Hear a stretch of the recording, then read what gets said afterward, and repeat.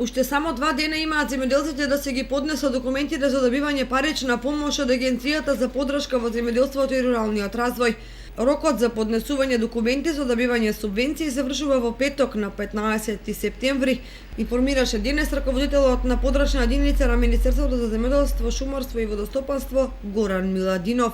Во подрачната единица на Министерството за земјоделство, шумарство и водостопанство, подрачна единица Кочани, заклучно со 12.9.2017 година, вкупно се поднесени 2604 барања за директни плаќања од програмата за финансиска поддршка во земјоделството за 2017 година.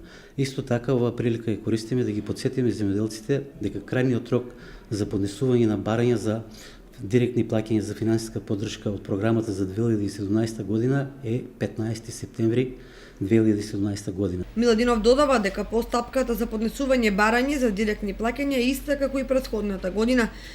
На огласената табла на подрачната единица на Министерството за земјоделство на видно место се истакнале сите потребни информации за аплицирање.